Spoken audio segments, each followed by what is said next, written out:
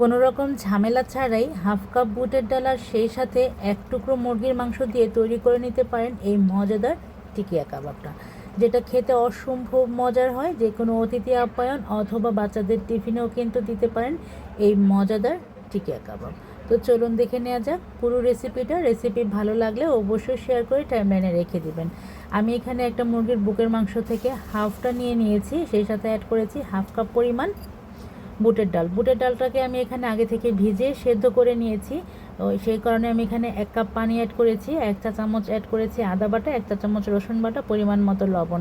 সেই সাথে একদম ঝামেলামুক্তভাবে বাজারের কেনা রাঁধুনি যে কাবাবের মশলাটা পাওয়া যায় সেখান থেকে দিয়ে দিয়েছি 1 চা চামচ। এবার এটাকে ঢেকে রান্না করব 8 থেকে 10 মিনিট। 8 থেকে 10 মিনিটেই পুরোপুরি সেদ্ধ হয়ে গেছে। যেহেতু বুটের ডালটা আগে থেকে সেদ্ধ করা ছিল, তাই চিকেনটা সেদ্ধ হতে বেশি সময় লাগেনি। 8 থেকে 10 মিনিটে একদম সেদ্ধ হয়ে গিয়েছে। এইবার এটাকে একদমই আমি ড্রাই করে নিয়েছি, শুকনো শুকনো করে।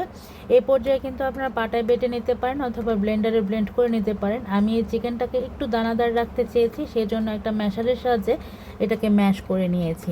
দেখতেই পাচ্ছেন একটু সময় নিয়ে চুলায় আঁচটা একদমই লোতে রেখে চুলাতে রেখেই আমি এটাকে ম্যাশ করেছি, কেননা এটা একদমই ড্রাই হতে হবে। আরও কিছুটা একদম ড্রাই হয়ে যখন একদম প্যানের গা থেকে ছেড়ে আসবে হালুয়ার মতন করে, ওই পর্যায়ে এটাকে চুলাটা বন্ধ করে এটাকে একটা প্লেটে তুলে নিব। আমি এইভাবে করার কারণ কি, চিকেনটা কাবাবটা যখন মুখে দিবেন তখন প্রতি বাইটে আপনার চিকেনের একটা আঁশ লাগবে, সেটা খেতে কিন্তু বেশ ভালো লাগে। এবার এটা মানে ঠান্ডা হয়ে আসলে সাথে অ্যাড করেছি 8-10টা পরিমাণ কাঁচামরিচ কুচি, 2 টেবিল চামচ পরিমাণ পেঁয়াজ বেরেস্তা এবং 1 টেবিল চামচ পরিমাণ অ্যাড করেছি কাঁচা পেঁয়াজ, একটা ডিম অ্যাড করেছি। এবার এটাকে মাখিয়ে নিব।